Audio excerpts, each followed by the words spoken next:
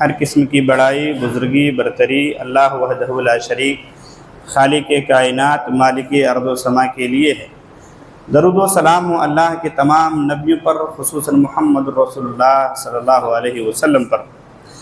آج کے خطبہ جمعہ کے لیے میں نے جو موضوع منتخب کیا ہے وہ ہے شوق عبادت۔ دنیا کا یہ سادہ سا اصول ہے کہ انسان جو کچھ بھی بناتا ہے اس کے پیچھے کوئی نہ کوئی مقصد کار فرما ضرور ہوتا ہے، چاہے تفریح کے لیے بنائے، چاہے انسانوں کی سہولیات کے لیے۔ کہنے کا مطلب یہ ہے کہ انسان جو بھی بناتا ہے مقصد ضرور رہتا ہے۔ اللہ رب العالمین، سوچنے والی بات ہے کہ اللہ رب العالمین نے اس وسیع و عریض دنیا کو بنایا۔ اس وسیع و عریض دنیا میں ہمیں عقل و شعور سے نوازا، تمام مخلوقات میں سب سے افضل اور ممتاز قرار دیا۔ تو کیا اللہ رب العالمین نے ہمیں یوں ہی بیکار بے عبث پیدا کیا ہے؟ ہرگز نہیں، بلکہ اللہ رب العالمین نے ہمیں ایک مقصد کے لیے پیدا کیا ہے۔ دنیا کے اندر جتنی بھی چیزیں ہیں ساری کی پیدائش کا مقصد ہے۔ اللہ رب العالمین فرماتا ہے وَمَا خَلَقْنَا السَّمَاءَ وَالْأَرْضَ وَمَا بَيْنَهُمَا بَاطِلًا، کہ زمین و آسمان کے درمیان جو بھی چیزیں ہیں وہ کسی نہ کسی مقصد کے تحت ضرور پیدا کیا گیا ہے، بیکار عبث میں پیدا نہیں کیا گیا ہے۔ بلکہ آپ دیکھیں تو صحیح، عالم کون و مکان، یہ تزئین و آرائش، یہ قبہ، نیل گوں، یہ ستارے، یہ شمس و قمر، یہ شجر و حجر، پہاڑ، چرند پرند، بلکہ حشرات الارض، ساری ہی چیزوں کے اندر کچھ نہ کچھ خوبی اللہ رب العالمین نے ضرور رکھا ہوا ہے۔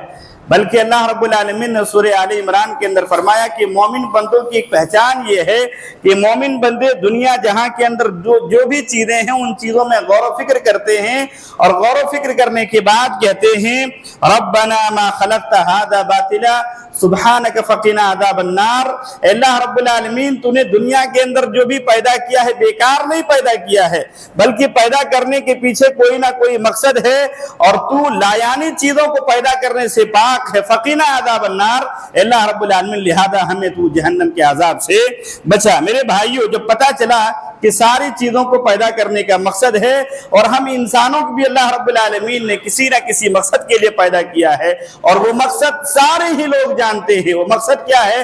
اللہ رب العالمین فرماتا ہے وَمَا خَلَقْتُ الْجِنَّ وَالْإِنسَ إِلَّا لِيَعْبُدُونَ، کہ ہم نے انسانوں کو محض اپنی عبادت کے لیے پیدا کیا ہے۔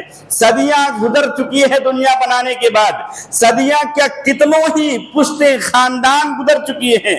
اللہ رب العالمین نے اس دنیا کے اندر جو مخلوقات پیدا کیا ہے، جن کے اوپر جو ذمہ داری دی ہے، ہم دیکھتے ہیں، غور کرتے ہیں تو پاتے یہ ہیں کہ سارے مخلوقات اپنے مقصد کو کسی نہ کسی طریقے سے پورا کر رہی ہے۔ کوئی بھی مخلوق ایسی نہیں ہے جو اپنے مقصد سے پیچھے ہے۔ چنانچہ جب ہم سورج و چاند کو دیکھتے ہیں تو دیکھتے ہیں کہ یہ مشرق سے نکل کر سورج مغرب پر روز اول سے ہی ڈوب رہا ہے۔ چاند کی وہی کیفیت ہے، ستاروں کی وہی کیفیت ہے، بارش ہو، گھاس پھوس ہو، یہ تمام چیزیں ایک نہ ایک اپنے مقصد کو لیے اس دنیا سے آگے بڑھتے جا رہا ہے۔ لیکن ایک مخلوق ہے جس نے اپنے مقصد کو بھلا دیا ہے یا بھلانے کے دہانے پر کھڑی ہے، اور وہ مخلوق انسان ہے، جس نے اللہ رب العالمین کے اس مقصد کو یا تو سرے سے بھلا دیا ہے یا بھلایا نہیں ہے، تو جو ذوق اور جو شوق ہونا چاہیے اس کے اندر وہ شوق نہیں پایا جاتا ہے۔ یعنی اگر کچھ عبادت کر بھی رہے ہیں تو اللہ رب العالمین کی جیسی عبادت ہونی چاہیے ویسی عبادت ہم نہیں کرتے ہیں۔ اس لیے آج کے خطبہ جمعہ کے اندر ایک دو واقعات اصحاب رسول اور اسی طریقے سے انبیاء علیہ السلام کی بیان کر باتوں کو سمجھانے کی کوشش کریں گے، تاکہ ہم اپنی زندگی کو نئے سرے سے ایک پلیٹ فارم پہ لا کر کھڑا کریں۔ میرے بھائیوں، کہا جاتا ہے کہ یہ قصص الاولین مواضع الاخرین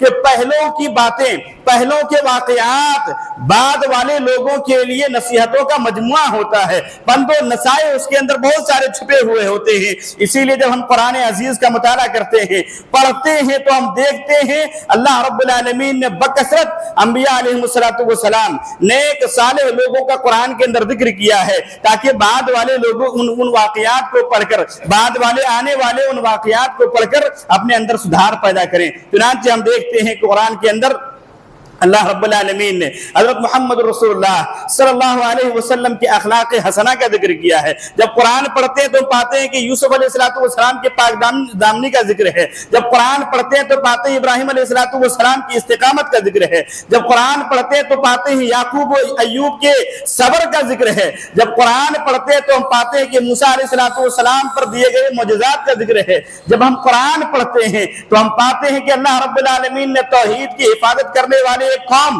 اصحاب کہف کا ذکر کیا ہے، جب ہم قرآن پڑھتے ہیں تو ہم پاتے ہیں کہ لقمان کی نصیحتوں کو اللہ رب العالمین نے قرآن کے اندر بیان کیا ہوا ہے، وہ صرف اس وجہ سے کہ جو جس ناحیے سے گمراہی کے دہانے پر کھڑے ہو وہ قرآن پڑھے اور اس سے سبق حاصل کرنے کی کوشش کرے۔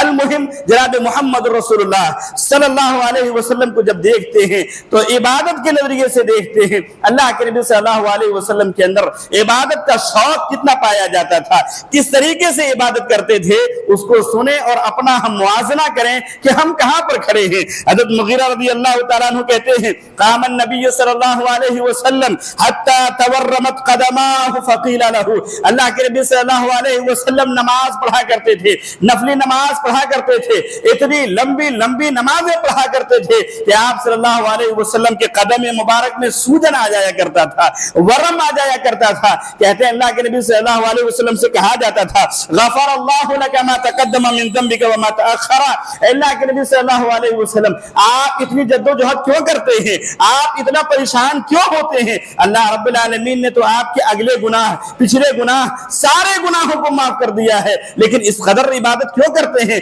اللہ کے نبی صلی اللہ علیہ وسلم کہتے تھے افلا اکون عبدا شکورا، کیا میں اللہ رب العالمین کا افلا اکون عبدا شکورا، کیا میں اللہ رب العالمین کا فرمان بردار بندہ نہ بن جاؤں؟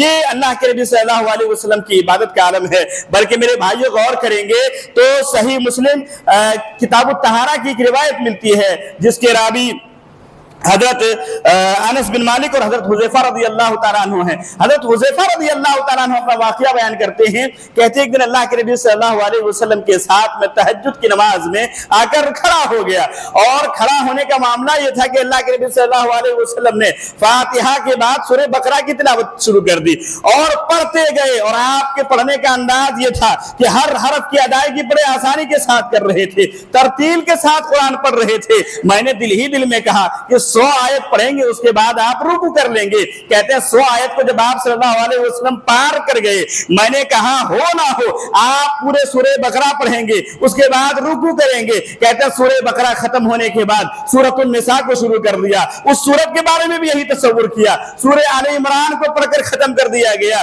اس کے بعد آپ صلی اللہ علیہ وسلم رکوع میں جاتے ہیں اور کہتے ہیں آپ کے رکوع کا عالم یہ تھا کہ قیام کے اتنا لمبا رکوع تھا، اور پھر آپ رکوع سے اٹھتے ہیں تو جب یہ جس کو ہم قوما بولتے ہیں اس حالت میں بھی بہت لمبا آپ نے قیام کیا، اس کے بعد آپ نے سجدہ کیا، اور یہ اللہ کے نبی صلی اللہ علیہ وسلم کی عبادت کا طریقہ ہے۔ کس طریقے سے عبادت کے اندر آپ صلی اللہ علیہ وسلم ڈوب جایا کرتے تھے۔ بلکہ عبداللہ بن مسعود رضی اللہ تعالیٰ عنہ کہتے ہیں کہ ایک مرتبہ میں اللہ کے نبی صلی اللہ علیہ وسلم کے ساتھ، اور یہ روایت بھی بخاری کے اندر ہے، کہتے ہیں میں اللہ کے نبی صلی اللہ علیہ وسلم کے ساتھ تہجد کی نماز پڑھ رہا تھا، آپ صلی اللہ علیہ وسلم پڑھتے گئے، آپ رکوع میں نہیں جا رہے تھے، آپ جب رکوع میں نہیں جا رہے تھے، کہتے ہیں میرے دل کے اندر برا خیال آیا، اور وہ خیال یہ تھا کہ اب میں لمبی طوالت والی قیام کو سہ نہ پاؤں گا تو میں بیٹھ جاؤں گا، کہتے ہیں یا نماز چھوڑ ہی کے چلا جاؤں گا۔ یہ دل میں ایک وسوسہ آیا تھا۔ اللہ کے نبی صلی اللہ علیہ وسلم اس قدر لمبا قیام کیا کرتے تھے۔ میرے بھائیوں صرف اللہ کے نبی صلی اللہ علیہ وسلم کا ہی نہیں، اللہ کے نبی کے اندر شوق عبادت کا کتنا تھا، مرض الموت کے वक्त जो वाकया हज़रत आयशा बयान करती हैं उसको सुन लेना काफी है कि आप मस्जिद जा नहीं पा रहे हैं, गशी खा खा कर गिर जा रहे हैं, लेकिन नमाज के लिए आप सल्लल्लाहु अलैहि वसल्लम तशरीफ ला रहे हैं। इसी तरीके से सहाबा कराम रज़ियल्लाहु अन्हुम के अंदर शौक़ इबादत किस तरीके से था उसको देखें। सहाबा कराम रज़ियल्लाहु अन्हुम वो हस्तियां जिनसे अल्लाह राज़ी, सहाबा कराम रज़ियल्लाहु अन्हुम ईमान कबूल करने के बाद मुसाबका अगर कभी किसी चीज में किया है सहाबा ने आपस में, तो सिर्फ नेकी के बाब में मुसाबका किया है कि मैं फलाने से नेकी में आगे हो जाऊं, फलाने से नेकी में आगे हो जाऊं, इसके अलावा और किसी चीज में मुसाबका सहाबा से साबित नहीं है। कोई मौका नहीं जाने दिया करते थे। इत्तिबा हो, नेकी कमाने का तलब कैसा हो। अबू दाऊद की एक रिवायत मिलती है किताब तहारा की, कहते हैं अल्लाह के नबी सल्लल्लाहु अलैहि वसल्लम ने, इसके रावी हजरत ज़ैद बिन खालिद रज़ियल्लाहु ताला अन्हु हैं, अल्लाह के नबी सल्लल्लाहु अलैहि वसल्लम को उन्होंने फरमाते हुए सुना था, लौला शुक्का अला उम्मती लअमरतुहुम बिस्सिवाक इंदा कुल्ली सलातिन, कि अगर मेरी उम्मत पर मिसवाक करना बोझल ना बन जाता, ये भारी मामला ना गुजरता, 7 उम्मतियों पर गुजरने का डर ना होता, तो मैं हर नमाज के साथ मिसवाक को लाजिम कर देता। मेरे भाइयों, ये बात तो अल्लाह के नबी की है, लेकिन सहाबा के अंदर नेकी पाने की, इबादत का शौक, एक मुसलमान की पूरी जिंदगी इबादत है अगर शरीयत के मुताबिक गुजारे। यहां देखने वाली बात यह है, अबू सलमा जिन्होंने ज़ैद बिन खालिद से ताबई हैं, इस रिवायत को आगे नकल किया है, वो बयान करते हैं कि मैंने ज़ैद बिन खालिद को उसके बाद कभी बिना मिसवाक के देखा ही नहीं। वो बाहर भी होते थे तो मिसवाक अपने कानों में खोस कर रखा करते थे। कहते जब भी वो मस्जिद आते थे मिसवाक अपने कान पे रखा करते थे, जैसे मुंशी हजरात कलमों को यहाँ पर रखते हैं, बड़ई हजरात कलमों को अपने कानों पर रखते हैं, वैसे ही ज़ैद बिन खालिद रज़ियल्लाहु ताला अन्हु मिसवाक को अपने कान पर रखा करते थे। जब नमाज के लिए जाते थे उसको चबा कर फिर कान पर रख दिया करते थे। ये इबादत ही का तो शौक था, नबी की बातों को मानने का ऐसा जज्बा। बल्कि बुखारी किताब तहज्जुद की एक रिवायत है, हजरत अनस रज़ियल्लाहु ताला अन्हु बयान करते हैं कि अल्लाह के नबी सल्लल्लाहु अलैहि वसल्लम का एक दिन मस्जिद के अंदर दाखिल होना होता है। आपने देखा कि 2 सुतूनों के दरमियान रस्सी बंधी हुई है। आप सल्लल्लाहु अलैहि वसल्लम ने कहा इस रस्सी का मामला क्या है? कहा गया अल्लाह के नबी सल्लल्लाहु अलैहि वसल्लम ज़ैनब रज़ियल्लाहु ताला अन्हा तहज्जुद का एहतमाम करती हैं, लंबे क़याम करती हैं, और जब थक जाती हैं तो रस्सी पर टेक लगा करके नमाज पढ़ती हैं। आप सल्लल्लाहु अलैहि वसल्लम ने कहा ज़ैनब से कहो कि अल्लाह रब्बुल आलमीन ने इबादत को क्या कहते हैं सुस्ती के साथ नहीं, चाको चौबंद रहते हुए करने का हुक्म दिया है। अगर खड़ी रहने की ताकत नहीं है तो वो बैठ कर इबादत करें। लेकिन गौर करने वाली बात है, सहाबियात का ये आलम है। सहाबा का आलम क्या है मेरे भाइयों? उम्मे हबीबा एक सहाबिया ही का वाकया बयान करते हैं। उम्मे हबीबा रज़ियल्लाहु ताला अन्हा वो बयान करती हैं कि अल्लाह के नबी सल्लल्लाहु अलैहि वसल्लम को मैंने फरमाते हुए सुना, मन सल्ला इस्नतै अशरत रकअतन बुनिया लहू बिहिन्ना बैतुन फिल जन्नह, कि जो आदमी दिनों रात के अंदर 12 रकात सुन्नत मुअक्कदा का एहतमाम करे, जो आदमी दिनों रात के 12 रकातों के सुन्नत मुअक्कदा सुनन रवातिब का एहतमाम करेगा, अल्लाह रब्बुल आलमीन उसके लिए जन्नत के अंदर महल बना देगा, घर बनाएगा। उम्मे हबीबा रज़ियल्लाहु ताला अन्हा कहती हैं, फमा तरक्तुहुन्ना मुंज़ु समिअतुहुन्ना मिन रसूलिल्लाह सल्लल्लाहु अलैहि वसल्लम, अल्लाह की कसम उसके बाद से मैंने कभी भी सुन्नत मुअक्कदा को छोड़ा ही नहीं। उम्मे हबीबा कहती हैं तो फर्ज का आलम क्या होगा? गौर करने वाली बात है, ये दिनों रात की जो 12 रकात है, मगरिब से पहले, ईशा से, मगरिब के बाद, ईशा से पहले और फजर से पहले, ज़ोहर से पहले, ज़ोहर के बाद की सुन्नतों का ये आलम है, तो फर्ज नमाज वो कैसा पढ़ा करती होंगी? मेरे भाइयों, ये मौजू शौक़ इबादत के ताल्लुक से वाक़यात ही वाक़यात है। सुनते जाएंगे तो वाक़यात खत्म नहीं होंगे। बहुत सारे वाक़यात को बयान करने का कोई फायदा नहीं। कहने का मतलब यह है कि क्या इन वाक़यात को सुनने के बाद हम अपनी जिंदगियों को बदलेंगे? हयातुस सहाबा नामी एक किताब है, उस किताब के अंदर अब्दुल्ला बिन अब्बास रज़ियल्लाहु ताला अन्हु का वाक़या आता है। अब्दुल्ला बिन अब्बास रज़ियल्लाहु ताला अन्हु अपने उम्र के आखिरी दिनों के अंदर उनकी बीनाई कम होने लगती है, आंखों में वो देखने की सकत नहीं रह जाती है। अब वो अतिब्बा के यहाँ जाते हैं, मुआलिजीन के यहाँ जाते हैं, इलाज करने की गर्ज से तशरीफ ले जाते हैं। बहुत सारे डॉक्टरों ने उनको मशवरा ये दिया कि आपकी आंख की बीनाई हम वापस ला सकते हैं, हमारे पास इलाज का जो तरीका है उससे हम काम कर सकते हैं, लेकिन शर्त यह है कि आपको नमाज छोड़ देनी पड़ेगी, आंखों में पानी नहीं डालना है, रुकू और सुजूद नहीं करना है। अब्दुल्ला इब्न अब्बास रज़ियल्लाहु تعالیٰ عنہ کہتے ہیں میں نابینا ہو جاؤں یہ منظور ہے، لیکن میں نماز چھوڑ دوں یہ ہو ہی نہیں سکتا ہے، کیونکہ اللہ کے نبی صلی اللہ علیہ وسلم سے میں نے فرماتے ہوئے سنا کہ ایک مسلمان بے نمازی نہیں ہو سکتا ہے، نماز جان بوجھ کر چھوڑنے والا نہیں ہو سکتا ہے۔ میرے بھائیوں، صحابہ کرام رضی اللہ تعالیٰ عنہ کے تعلق سے یہ ساری باتیں آتی ہے۔ عمر بن خطاب رضی اللہ تعالیٰ عنہ جب وہ شہید ہوتے ہیں، میں واقعہ نہیں بیان کر رہا ہوں، لیکن جو ایک صحابی نے آ کر جب ان سے کہا تھا کہ آپ کی نماز رہ گئی ہے، عمر بن خطاب رضی اللہ تعالیٰ عنہ اس قدر زخمی ہیں، اس قدر زخمی ہیں کہ آپ بے ہوش ہو جا رہے ہیں۔ ہوش میں آنے کے بعد جب صحابی نے یاد دلایا کہ آپ سے عصر کی نماز رہ گئی ہے، عمر بن خطاب رضی اللہ تعالیٰ عنہ کہتے ہیں آپ صحیح کہہ رہے ہیں، لا حظ فی الاسلام لمن ترک الصلاۃ، وہ آدمی مسلمان نہیں ہو سکتا ہے جس کی نماز چھوٹ جاتی ہو۔ بخاری کے اندر آگے جو ٹکڑا ہے وہ یہ ہے کہ عمر بن خطاب رضی اللہ تعالیٰ عنہ اس قدر زخمی تھے کہ آپ کو نبیذ پلایا جاتا تھا، آپ کو پانی اور کیا کہتے ہیں شربت پلایا جاتا تھا، کھانے والی چیزوں کو نہیں کھا سکتے تھے، اور جب کھایا جاتا تھا پیٹ کی رگیں پھٹ گئی تھی، اس سے باہر نکل جاتی تھی، باوجود عمر بن خطاب رضی اللہ تعالیٰ عنہ نماز پڑھتے ہیں۔ میرے بھائیوں، ایسے ہی بہت سارے واقعات ہیں۔ غریب صحابہ کرام رضی اللہ عنہم کا ماحول تو یہ تھا کہ غریب صحابہ کہا کرتے تھے اے اللہ کے نبی صلی اللہ علیہ وسلم، ہم امیروں کے ساتھ اللہ رب العالمین کے یہاں سب میں کھڑا ہو سکتے ہیں یا نہیں ہو سکتے ہیں؟ وہ ان کی فکر دیکھنے والی بات یہ ہے کہ وہ اس طریقے سے فکر کیا کرتے تھے۔ یہ صرف نماز کے حد تک نہیں ہے، بلکہ عبادات کے جتنے باب ہیں ان تمام بابوں میں صحابہ سے بڑھ کر شاید ہی کوئی ہو سکتا ہے قیامت تک، میں کہتا ہو ہی نہیں سکتا ہے۔ اللہ کے نبی صلی اللہ علیہ وسلم نے جب کسی کی فضیلت بیان فرمائی، جب کوئی مسئلہ بیان کیا، صحابہ عمل کرنے کے ایسے در پہ آ جاتے تھے، بلکہ آپ صلی اللہ علیہ وسلم نے تو ایک دن ایسے ہی جانچنے کی کوشش کیا اور کہا، وہ واقعہ آپ نے سنا ہوگا ابو بکر صدیق رضی اللہ تعالیٰ عنہ والا، میں واقعہ چھوڑتا ہوں آگے بڑھتے ہیں۔ اللہ کے نبی نے 5 سوال کیا تھا، 4 سوال، اور چاروں میں ابو بکر صدیق کہتے ہیں میں نے آج روزہ رکھا، میں نے آج جنازے کی نماز پڑھی ہے، میں نے مسکین کو کھانا کھلایا ہے، اور اسی طریقے سے میں نے آج عیادت بھی کی ہے۔ یہ سارا حضرات صحابہ کرام رضی اللہ عنہم کے یہاں عبادت کا معاملہ تھا، اور جب میدان جہاد میں جاتے تھے وہ پیچھے نہیں ہٹتے تھے، وہ بھی عبادت ہے۔ زکات مال نکالنے کا معاملہ آتا تھا، اللہ کیسے زکات نکالا کرتے تھے۔ آج ہم لوگ زکات بہت سمیٹ کر کسی طریقے سے فائدہ بچ جائے مال ایسا فکر کرتے ہیں۔ ایک آیت نازل ہوتی ہے لن تنالوا البر حتى تنفقوا مما تحبون، یہ آیت جب نازل ہوتی ہے کہ تم میں کا کوئی آدمی جنت نہیں جا سکتا ہے جب تک کہ اپنے پسندیدہ مال کو خرچ نہ کرے۔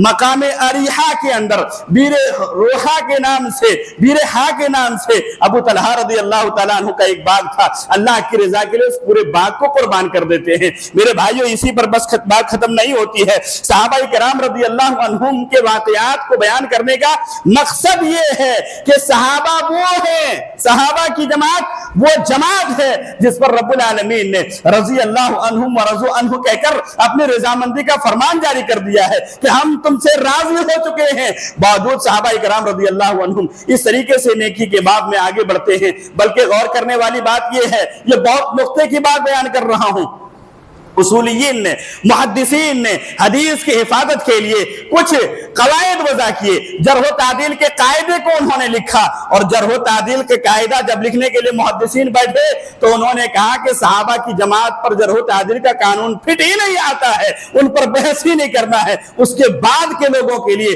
جرح و تعدیل کا قاعدہ وضع کیا جاتا ہے۔ وہ صحابہ کرام رضی اللہ عنہم نیکیوں میں اس طریقے سے آگے بڑھ کر رہنے والے ہیں۔ اور ہمارا معاملہ کیا ہے؟ ہمارا معاملہ یہ ہے کہ ہم اللہ کی پناہ، ہم جمعہ کے دن بھی آ رہے ہیں تو آذان ہونے کے بعد نہانے جاتے ہیں، جمعہ کے بعد ہم لوگ اپنی ضروریات کو سمیٹنا شروع کرتے ہیں اور مسجد کے اندر آتے ہیں۔ یہ صرف صحابہ کی حد تک نہیں ہے، سلف صالحین کی پوری جماعت کے اندر آپ کو ایک سے ایک مثالیں ملیں گی۔ ایک مثال آپ کے سامنے رکھتا ہوں، امام ذہبی رحمۃ اللہ علیہ۔ امام ذہبی رحمۃ اللہ علیہ جب ان کے وفات کا وقت آیا، یہ جب ان کے وفات کے قریب وقت آیا، تاج الدین بن علی السبکی رحمۃ اللہ علیہ بیان کرتے ہیں کہ ان کے والد یعنی امام امام ذہبی کے والد ابھی ٹھیک ٹھاک تھے، یہ بیمار تھے، بیماری کے عالم میں ان کے پاس آتے ہیں اور کہتے ہیں کیسا محسوس کر رہے ہو؟ کہتے ہیں ابا جان میں ٹھیک محسوس کر رہا ہوں، سانسیں چل رہی ہیں، ذرا یہ بتلائیے کہ مغرب کا وقت ہوا ہے کہ نہیں ہوا ہے؟ ان کے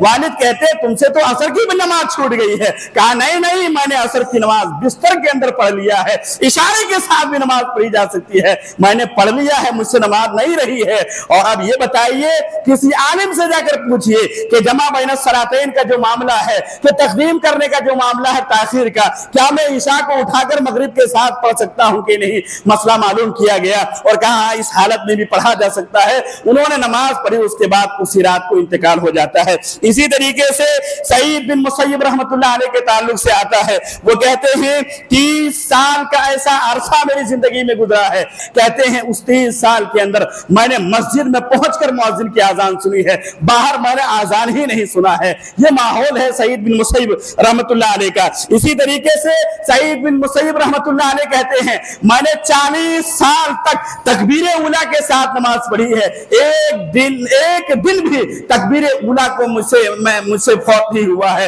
میرے بھائیوں یہ سلف صالحین میں کئی ایک واقعات ہیں۔ وقت آپ دیکھ رہے ہیں تیزی کے ساتھ گزر رہا ہے، ہم یہ کہنا چاہتے ہیں شوق عبادت ہمارے اندر کیوں پیدا نہیں ہو رہا ہے؟ کیا ہمیں مرنا نہیں ہے؟ کیا ہمیں باس بادل موت کے اوپر بھروسہ نہیں ہے؟ کیا اللہ رب العالمین کے سامنے حاضر ہونے کا یقین نہیں ہے؟ موت کبھی بھی آ سکتی ہے، بعض موتیں ایسی ہوتی ہیں آدمی کو جھنجھوڑ کر رکھ دیتا ہے۔ کتنی ایسی موتیں ہو چکی ہے میرے بھائیوں، موت کو یاد کر کے اپنی زندگی کو سنوارنے کی کوشش کریے۔ ماہ رمضان بالکل سایہ فگن ہونے والا ہے، اس سے پہلے ترو تازہ ہو جائیے، تازہ دم ہو جائیے اور اس ماہ کا ایک پل بھی ضائع نہ ہونے پائے، اس عزم کے ساتھ اٹھیں اور روزہ رکھنے کی کوشش کریں۔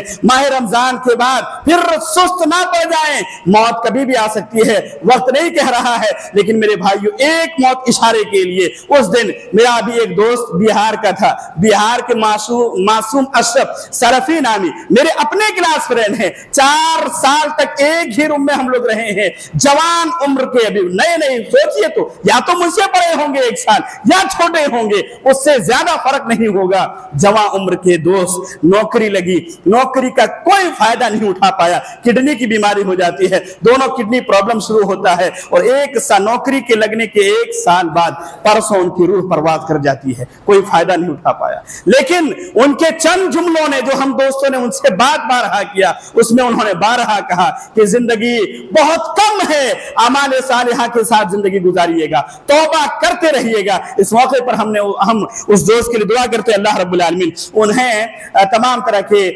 پریشانیوں سے دور رکھے، جنت الفردوس میں اعلیٰ جگہ عطا فرما۔ میرے بھائیوں انہی چند باتوں کے ساتھ اپنی بات کو ختم کرتا ہوں۔ اللہ رب العالمین سے دعا کرتا ہوں اللہ رب العالمین ہم تمام لوگوں کو ماہ رمضان جو سایہ فگن ہونے والا ہے اس سے بھرپور فائدہ اٹھانے کی توفیق عطا فرما۔ اللہ رب العالمین ہم میں جو مسجد سے دور ہو گئے ہیں اسے مسجد سے قریب آنے کی توفیق عطا فرما۔ اللہ رب العالمین ہم میں جو گنہگار ہیں ان کے گناہوں کو تو معاف فرما دے۔ اللہ رب العالمین ہم میں جو قرض دار ہیں اللہ رب العالمین کے قرضے کی ادائیگی کا کوئی سبیل پیدا فرما۔